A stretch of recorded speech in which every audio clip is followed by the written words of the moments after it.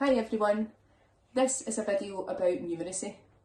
It's designed to give you little ideas of things you can do around about the house to support your child's numeracy development at home. At the centre, you'll often hear us talking about number confident, children being number confident to 3, number confident to 5, number confident to 10. This is really important to us. It's proven that if children are number confident, then they do better with their numeracy and their maths further on as they go into school. When we say number confident, what we mean is that a child can, if we're saying number confident to 5, then a child can rote count to 5 forwards and also backwards, that they know the numbers that come before and after any number between 1 and 5, that they can also tell you, they can also start counting from a given number. So if they're number confident to 10, if you say 4, they can count on from 4 without having to think 1, 2, 3, 4 and then count like that way. We want them to be able to just, you say 4 and they know straight after 4 is 5.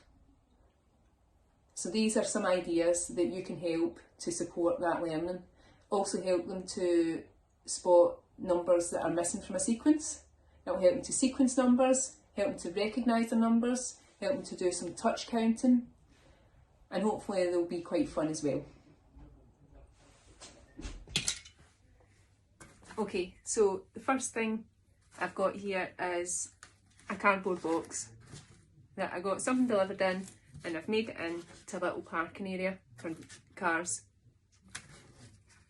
And I've numbered each of the parking bays 1 to 10.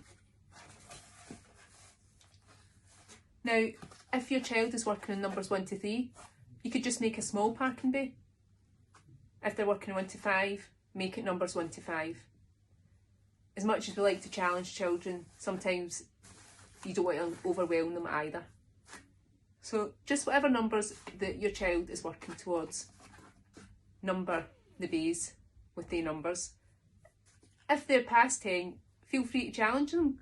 Make it 11 to 20.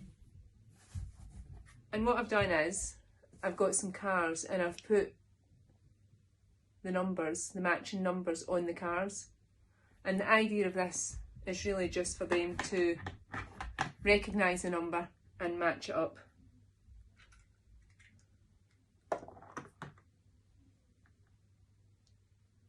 Really easy, but it's really good for number recognition, number sequencing, spotting what number's missing. What you could do is park the cars up and then you could ask them to spot what car's missing, what cars are missing from here. And if they can recognise the numbers, they'll be able to figure out it's number 6. If not, they might have to count. They might have to go 1, 2, 3, 4, 5, 6 is missing. But again, they're linking that number 6 with the visual, which helps to reinforce it for number recognition. You can also take away the car park and you could just use the number cars. And you could ask your child to turn around, and when they turn around, take one away and see if they can figure out what number's missing. They can either do that by lining them up, or they might be able to do it without having to line them up. And then you can take turns. They can take one away for you and you can see if you can figure out what one's missing. Another idea I have is a train track. So getting your child's train track and just building a simple track, either a circle or a long oval, and number all the pieces. To be honest, this is quite good for me as well because I can never remember how it goes together. So I've just got them all numbered and they would be looking to do them in order. So number 1, number 2, number 3, all the way around to number 10. And that would help them to put their train track together. It's a really simple but easy way. Then, oh no, what number's missing? Again, figuring out what number's missing, sequencing number recognition. A really easy and simple idea. This time I have got little bits of paper and I've made them into tenths and I've wrote numbers on them. So I've got 1, 2, 3, 4 and 5. And the way I've made them is that each tenth is getting bigger as the number's getting bigger, just to help reinforce that idea. So I'm going to take these ones away just to show you how I would use this. I'm going to put the tenths to the side, and I'm sure when you've got kids at home you'll be the same as me. You've got lots of these tiny little characters. Similar idea, maybe from Kinder Eggs or wherever. If you don't have anything like that, you can always use the bottle tops from milk cartons. Wash them out, and you can even get the kids to draw some faces on them. They're quite good for doing some counting as well. You could use them. Or you could even get coins, buttons, anything like that. And the idea is that they're just putting one person in the number 1/10, because it's only small. And then this one's number 2, so you're going to put 2 into this one. And this one, number 3, and we'll put 3 characters in there.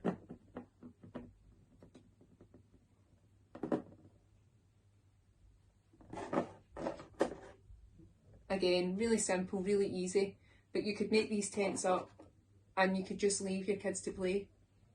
Children learn best when they're playing, so you could join in or you could just leave them, and I'm sure if you observe them and look and see what they're doing, they'll actually be counting these figures into these little tenths.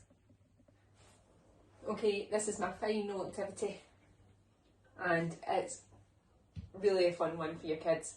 It's just getting a picnic blanket and getting them to get their teddies down, their favourite teddies, and having a teddy bear's picnic.